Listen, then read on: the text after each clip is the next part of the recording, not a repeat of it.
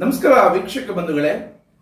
ಮುಜರಾಯಿ ಇಲಾಖೆಯ ಕೇಂದ್ರ ಕಚೇರಿಯಲ್ಲಿ ಸಂತೋಷ್ ಅಂತೇಳಿ ಒಬ್ಬ ಔಟ್ಸೋರ್ಸ್ ವ್ಯಕ್ತಿ ಕೆಲಸ ಮಾಡ್ತಿದ್ರು. ತುಂಬಾ ಪ್ರಾಮಾಣಿಕವಾಗಿ ಕೆಲಸ ಮಾಡ್ತಿದ್ರು. ಅವರಿಗೆ ಶ್ರೀನಿವಾಸ ಮೂರ್ತಿ ಮತ್ತು ಪದ್ಮಾ ಅವರಂತಹ ವ್ಯಕ್ತಿಗಳ ಮಾತು ಕೇಳಿಕೊಂಡು ಮಾನಸಿಕ ಕಿರುಕುಳ ಕೊಡುವಂತ ಕೆಲಸ ಮಾಡಿದ್ರು ಈ ಹಿಂದಿನ ಆಪಾದಿತ ಆಯುಕ್ತರು. ಇವರ ಪ್ರಾಮಾಣಿಕತೆಯ ಕೆಲಸಗಳನ್ನ ಆ ಆಯುಕ್ತರು ಸಹಿಸಕ್ಕಾಗಲಿಲ್ಲ. ಎಷ್ಟರ ಮಟ್ಟಿಗೆ ಅಂತಂದ್ರೆ ಆ ಆಯುಕ್ತರು ಮತ್ತು ಅವರ ಜೊತೆ ಇದ್ದಂತಹ ಸಹೋದ್ಯೋಗಿಗಳು ಮಾಡ್ತಿದ್ದಂತ ಭ್ರಷ್ಟಾಚಾರ ಅವ್ಯವಹಾರಗಳನ್ನ ನೋಡ್ತಾ ನೋಡ್ತಾ ಯಾವುದೋ ಒಂದು ಪ್ರಶ್ನೆ ಕೇಳಿಬಿಟ್ರು. ಅದೊಂದೇ ಕಾರಣಕ್ಕೆ ಮಾರನೇ ದಿವಸದಿಂದ ಬರಬೇಡ ಅಂತ ಹೇಳಿ ಕೆಲಸದಿಂದ ತೆಗೆದ್ರು. ಈ ಸಂತೋಷ್ ಅವರು ಏನಕ್ಕೋಸ್ಕರ ಕೆಲಸ ಬಿಟ್ಟಿದ್ದಾರೆ ಅಂತೇಳಿ ಮಾಹಿತಿ ನಲ್ಲಿ ಒಂದು ಪತ್ರ ಬರೆದೆ. ಅದಕ್ಕೆ ಅವರ ವೈಯಕ್ತಿಕ ಕಾರಣದಿಂದ ಬಿಟ್ಟಿದ್ದಾರೆ ಅಂತೇಳಿ ಅವ್ರ ಮೇಲೆ ಹಾಕ್ಬಿಟ್ಟಿದ್ದಾರೆ. ನೋಡಿ, ಇದು ಸ್ಥಿತಿ. ಇದು ಅಷ್ಟಕ್ಕೆ ಮುಗಿಯಿಲ್ಲ. ಇದೇ ಸಂತೋಷ್ ಅವರು ಅನಿರೀಕ್ಷಿತವಾಗಿ ಆಯುಕ್ತರ ಕೊಠಡಿಗೆ ಹೋಗ್ತಾರೆ. ಅಲ್ಲಿ ಒಂದು ಸಂಭಾಷಣೆ ನಡೀತಿರುತ್ತೆ. ಆಯುಕ್ತರು ಮತ್ತು ಕೇಂದ್ರ ಸ್ಥಾನಿಕ ಸಹಾಯಕರ ಸಂಭಾಷಣೆ. ಈ ಮಹಿಳೆ ಯಾರಿದ್ದಾರೆ ಪದ್ಮಾ ಅವರು, ಅವ್ರನ್ನ ಪ್ರಶ್ನೆ ಕೇಳ್ತಾರೆ ಆಯುಕ್ತರನ್ನ. ಸರ್, ವೆಂಕಟೇಶ್ ಮೂರ್ತಿ ಮತ್ತೆ ಬರಕ್ ಶುರು ಮಾಡಿದಾನೆ ಸರ್, ಏನಾದ್ರೂ ಮಾಡಿ ಅಂತ.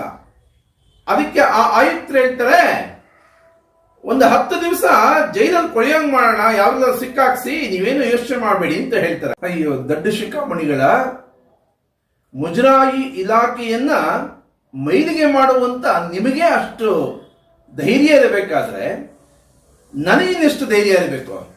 19ನೇ ವಯಸ್ಸಿಗೆ 1990ರ ಕರಸೇವೆ ಮತ್ತು 1992ರ ಕರಸೇವೆಯಲ್ಲಿ ಅಯೋಧ್ಯೆಯಲ್ಲಿ ಆ 3 ಗುಮ್ಮಟಗಳೇನಿತ್ತು ಅದನ್ನು ನಿಶಾವಶೇಷಗೊಳಿಸಿದವನು ನಾನು.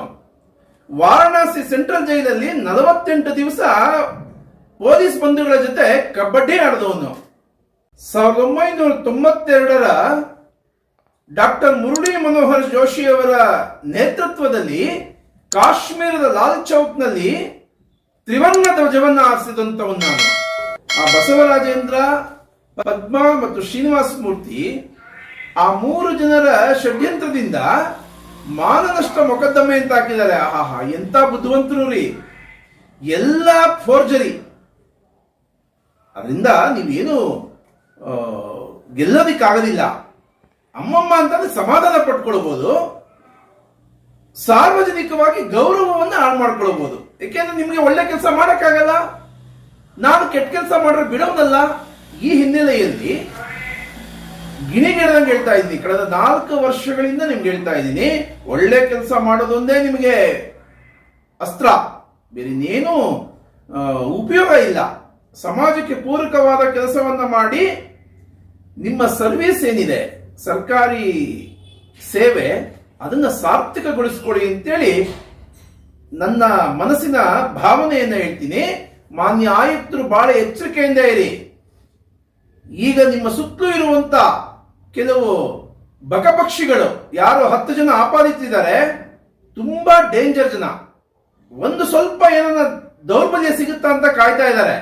ಅದಕ್ಕೆ ಒಂದೇ ಒಂದು ಉದಾಹರಣೆ ಅಂತ ಅಂದ್ರೆ ಅಭಿಜಿತ್ ಸರ್ ಇರೋವರೆಗೂ ಅವರನ್ನ ಯಾವಾಗ ಹೊರಗಡೆ ಹಾಕ್ತೀವಿ ಅಂತ ಕಾಯ್ತಾ ಇದ್ರು.